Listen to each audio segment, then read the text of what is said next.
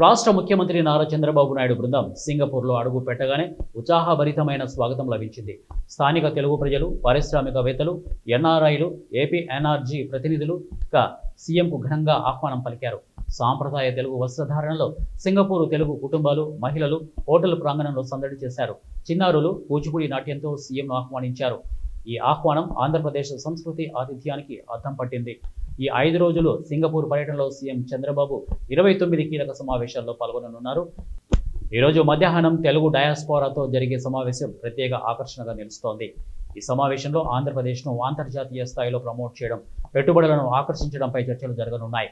CM Chandrababu ఈ పర్యటన ద్వారా రాష్ట్రాన్ని ఆర్థిక, సాంకేతిక హబ్గా మార్చే లక్ష్యంతో ఉన్నారు. సీఎంతో పాటు ఐటీ, విద్యాశాఖ మంత్రి నారా లోకేష్ కూడా సింగపూర్ చేరుకున్నారు. స్థానిక తెలుగు ప్రజలు ఆయనకు పుష్పగుచ్చాలతో హృదయపూర్వక స్వాగతం పలికారు. మంత్రి లోకేష్ 5 రోజుల పాటు వివిధ కార్యక్రమాల్లో పాల్గొంటూ రాష్ట్రానికి పెట్టుబడులు తీసుకురావడంతో పాటు బ్రాండ్ ఏపీని ప్రపంచవ్యాప్తంగా ప్రమోట్ చేయనున్నారు. ఆంధ్రప్రదేశ్ను సాంకేతిక, ఆర్థిక రంగాల్లో అగ్రగామిగా నిలపడానికి ఈ పర్యటన కీలకం కానుంది. ఆంధ్రప్రదేశ్ను అభివృద్ధి చేయడానికి సీఎం చంద్రబాబు సింగపూర్ వంటి అంతర్జాతీయ వేదికలను వినియోగించుకుంటున్నారు. ఈ పర్యటన రాష్ట్ర యువతకు ఉపాధి అవకాశాలు, ఆర్థిక వృద్ధి, సాంకేతిక పురోగతిని తీసుకురావడంలో కీలక పాత్ర పోషిస్తుందని ఆశిస్తున్నారు.